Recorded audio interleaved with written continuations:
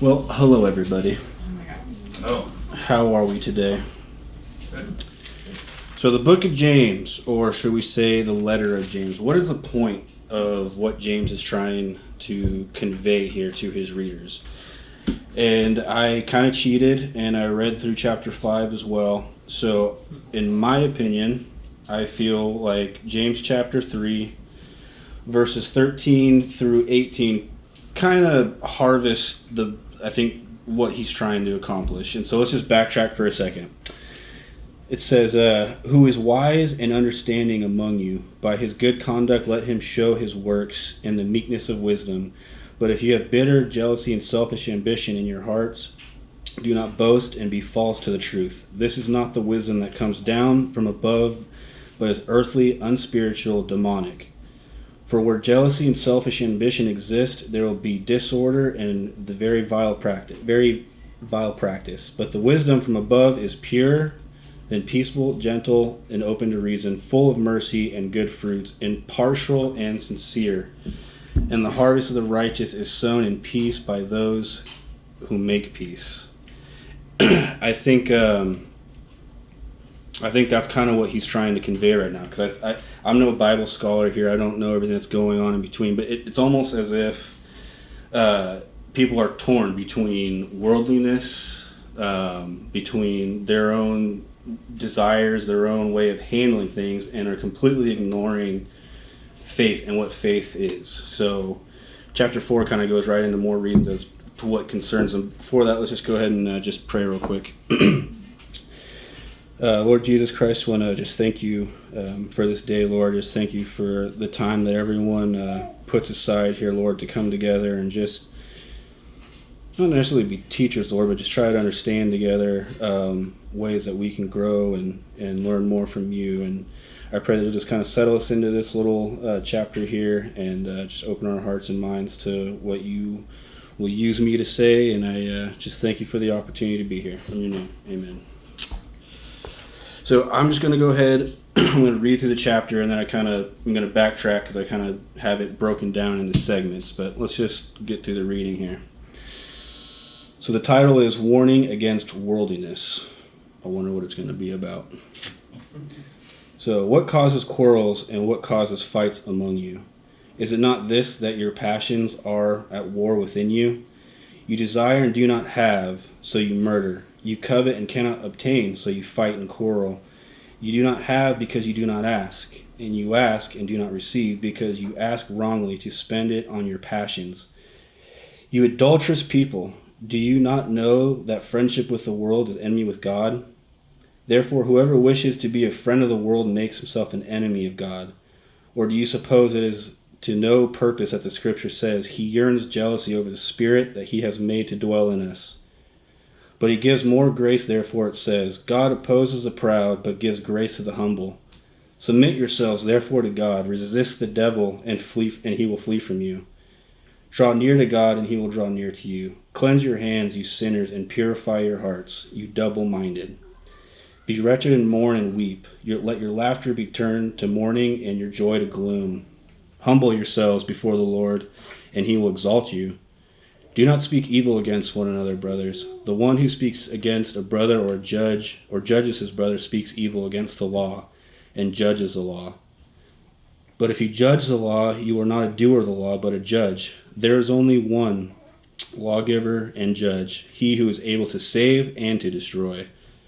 But who are you to judge your neighbor? Come now, you who say, today, tomorrow we will go into such and town and spend a year there and trade and make a profit. Yet you do not know what tomorrow will bring. What is your life? For you are a mist that appears for a little time and then vanishes. Instead, you ought to say, if the Lord wills, we will live and do this or that.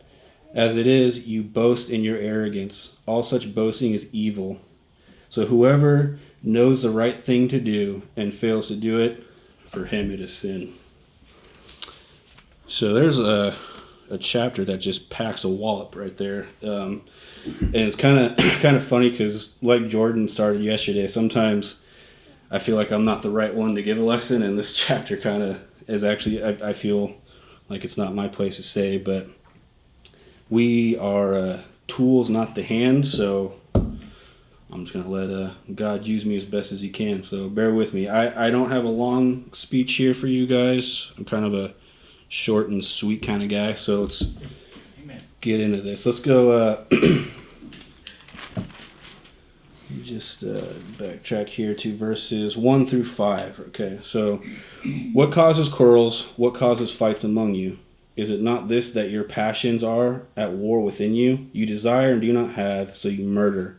You covet and you cannot obtain, so you fight and quarrel. You do not have because you do not ask, and you ask and do not receive because you ask wrongly, to spend it on your passions. You adulterous people.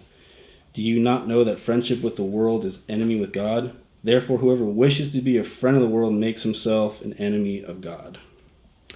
So what is that really saying right there? To me, the way I look at it is I don't think it's wrong to have desires. I don't think it's wrong to want better things in your life. I think what he's trying to say here is once those desires overtake your ability to just have faith that God's going to provide for you is when it becomes a problem. And then you start fighting amongst yourself, that fighting of, okay, Jordan has this, why don't I have this? Or Evan has that, why don't I have that? And you start doing this comparison. If we are caught up in the worldliness and our own desires, we separate ourselves from God. We cannot do both, live for ourselves and for God. God cannot bless us if we don't put our faith in him. If we are friends of the world, then we are an enemy of God. So, I feel like that's pretty self-explanatory. You can't live for Christ when you're living for yourself. And at the end of the day, we have plans, we have things we like to accomplish, but God also has a plan. He's in the driver's seat. Are you going along for the ride, or are you fighting him? Something just maybe to think about. The way I like to picture it is I know there's probably a handful of us here who have been in the car with our lovely nieces who are maybe throwing a tantrum. And that's kind of how I figure God looks at it. God's driving, we're going along for the ride, but we can either be in the passenger seat with him, or we can be in the back throwing a tantrum fighting him. Either way, we're going. So it's either just go with it, right? Let's go to the next section here. Let's see. Jump around. So it says, we'll pick up at verse 6. But he gives more grace, therefore it says, God opposes the proud, but gives grace to the humble. Submit yourselves therefore to God, resist the devil, and he will flee from you. Draw near to God, and he will draw near to you. Cleanse your hands, you sinners, and purify your hearts, you double-minded. Be wretched and mourn and weep. Let your laughter be turned into mourning, and your joy into gloom. Humble yourselves before the Lord, and he will exalt you. I couldn't help but think of several years ago. I did pretty much the opposite of what this is telling me. Jordan will probably remember this, but there was a few years ago where Jordan and we had a huge fight. It was a bad fight, and it was over something really stupid. I could remember some of this wrong. But the long short of it was, as I was watching a show, and it probably wasn't the best time to be watching this show, because if I remember correctly, there was some younger kids running around, and I think even Samantha might have been not even in high school yet. I don't recall, but anyway, Jordan came downstairs and in a Jordanly manner told me that I probably shouldn't be watching that right now, and me being dismissive, kind of shrugged him off and told him to, pretty much screw off kind of thing. And Jordan, also being a lot like me and many other people, find it hard to not get the last word in, and so you got to make an exchange, right? Mm-hmm. So there's a back and forth, until it led to Jordan getting one more shot in that just sent a rage that I swear started from the bottom of my spine up through my ears, and I was hot. I was mad. And in my own anger, I chased after Jordan, and so blinded by it, didn't realize that my foot was behind a tire that he was backing out of, and he ran over my foot and setting me off even more. And so I guess the point of this story for me is I was very proud, and I was not going to humble myself for a simple fact that if I just stepped back and looked, Jordan was in the right and I was in the wrong. I should not have been watching that show with the crowd that was around. It just wasn't a good time for it. And me not really thinking about it, just did my own thing because that was my desire. I just wanted to sit down and just do me for a second. And Jordan just rebuked me and I did not take it well. And what happened out of that? Well, the devil won, because not only did I separate myself from God and just him, just letting him correct the situation and just humble myself for being wrong. There was maybe a month, maybe 2 months where Jordan and I, we did not talk. We'd be in the same room together. We'd maybe look at each other, but there was no words being exchanged. And that sucked because, especially during that time, Jordan and I, for some reason, we just started really getting really close. And even to this day, he's one of my best friends. We have a lot in common. And it was bad. It was awkward. It made family situations kind of weird. I mean, everyone would be together. I don't know if you guys remember or not, but it was just different. It was a bad time. But eventually, I swallowed my pride, and we talked, and we squashed it out, and it was just like, it was great. I mean, it was immediately, dude, you see the hockey game, you see this, you see. I mean, we were like trying to make up for lost time, and it was just like, man, all that time just to sit there and say that I was not right and blah, blah, blah, blah. It was a waste. And it just, I don't know, reading that section just kind of humbled me, because is our pride in the way of the grace that God is willing to give us as long as we're just humble? I mean, that's all it really has to do. We just have to be humble. I know a lot of times it's easier said than done, but really, when we're wrong, we know we're wrong. We already know. It's just kind of like, you want to voice that or you want to carry on? But yes. Anyway, God exalted that situation. He humbled me. We prayed, we talked, and it was over. And that's how it should have been from the very get-go. But moving along, from 11 through 12 here. Do not speak evil against one another, brothers. The one who speaks against a brother or judges his brother speaks evil against the law and judges the law. But if you judge the law, you are not a doer of the law, but a judge. There is only one lawgiver and judge, he who is able to save and destroy. But who are you to judge your neighbor? That one is a good part of this chapter here. But I just want to take a side note because it reminded me of another story. So bear with me for 1 second as we go back here to John chapter 8.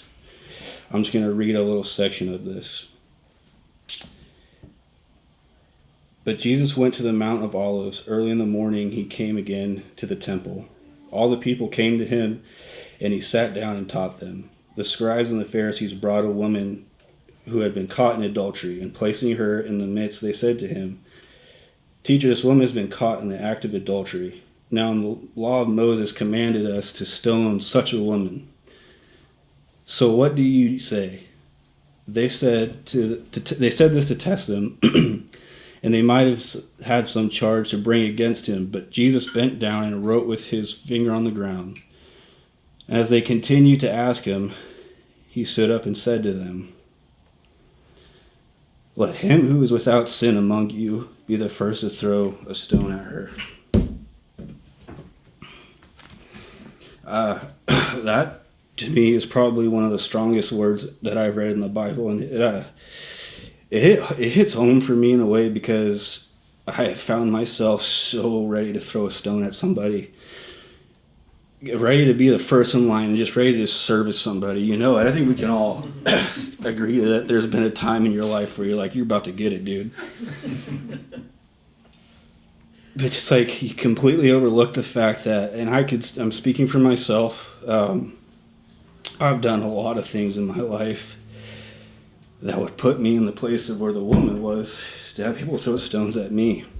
And, by the grace of God, I've been spared and shown mercy. And I think it's really important because two things are happening in that section of the Bible. And it's God is, one, he's showing that he is unable to be an impartial judge.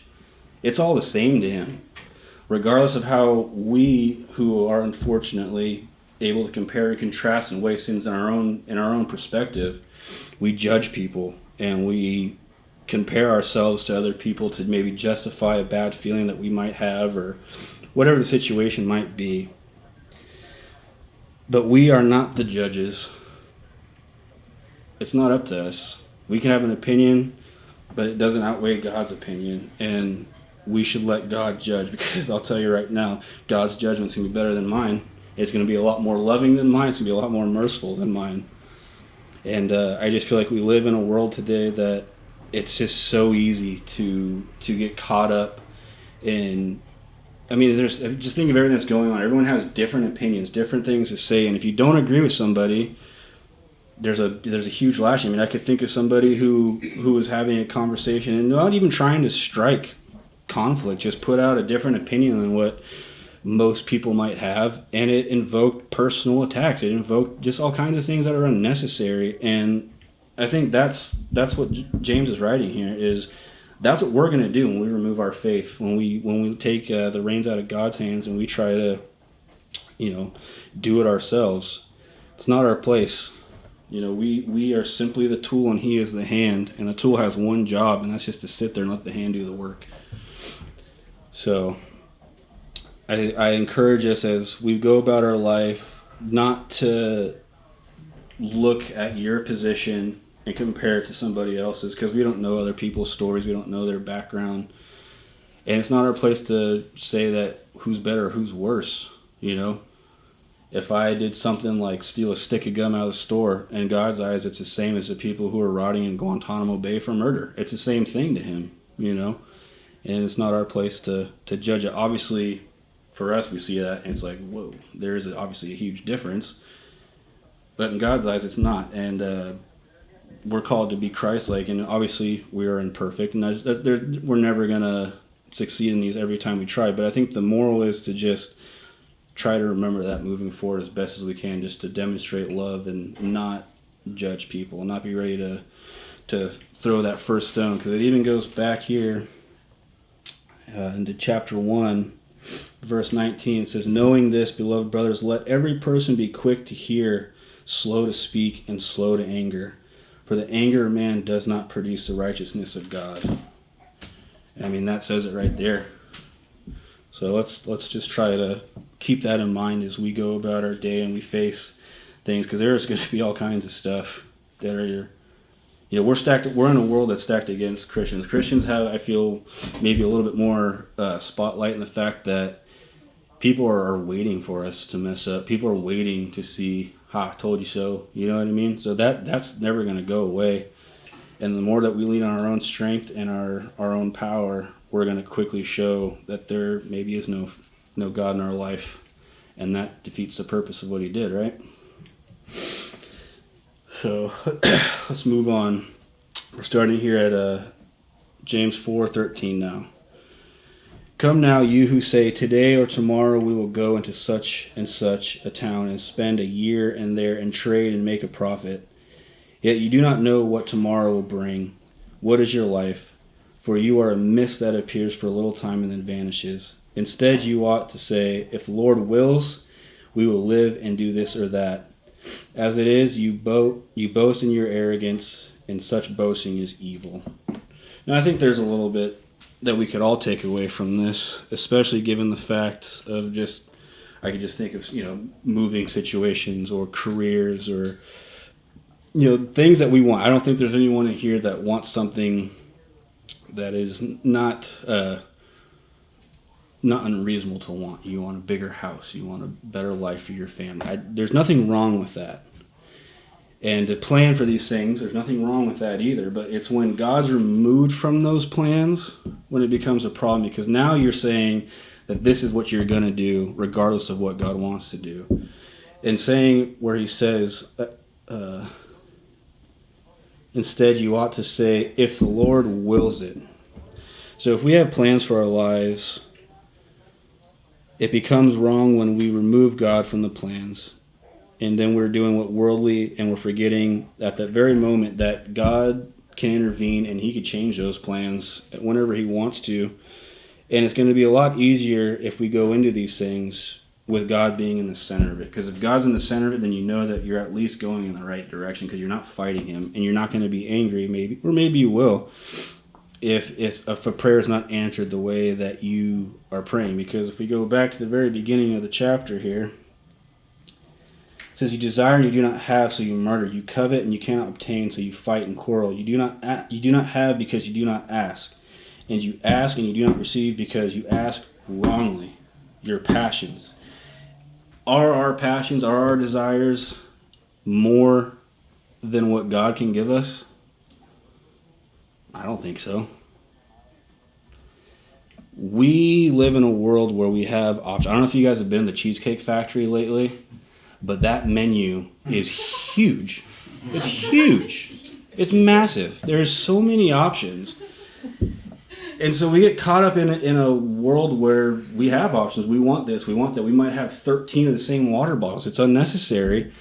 God's not going to be that. God's not going to be giving us things that we don't need. He's going to provide for us exactly what we need, when we need it, and the amount that we need it.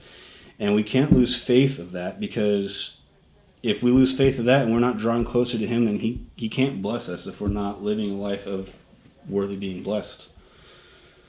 And lastly, verse 17, so whoever knows the right thing to do and fails to do it, for him it is a sin. And it's just kind of funny, the timing of that verse. I could think of somebody I know who is going to be going on a bachelor party pretty soon. And from what I know, I'm pretty sure he's the only believer in the group. But in a world where Christ isn't in a group of guys who aren't living a godly life and all that kind of stuff, a common bachelor party experience is to go to a gentleman's club, right? Two things can happen. This person can either go along with it, knowing that what he's doing is wrong and willingly committing a sin, or he can stand up and say, you know what, I'm not going to be part of this. And not only do what is right, but he's also exalting God. Like, he's going to be exalted by God for doing this, you know. And it's not going to be an easy thing. I don't imagine. No one likes being in a spotlight where you're getting judged or made fun of or whatever comes of, you know, being different. But I think that's the other part of this battle. Is it's one thing to profess the faith and it's another thing to do the faith. Because if we go backtrack once more into chapter 2 verse 17, it says, so also faith by itself, it does not have works and is dead. So if we don't practice what we preach, or we don't put actions to those words, we're dead in the water. We're not doing anything. We're not doing any favors to God. We're not being any different than anybody else. And I think that's something for us to think about, is just not get caught up in what the world says that we need to do or how we should handle things, and just remember that God's in charge. He's driving. We're going along for the ride whether we want to or not. And it's easier to have faith in him to provide for us rather than try to take matters into our own hands, because if it's not God's will, it's probably not going to be a great thing for us. And just like we have our desires and all that, he knows what they are, but he knows better than what we know for ourselves. So that is what I had for you guys. Amen.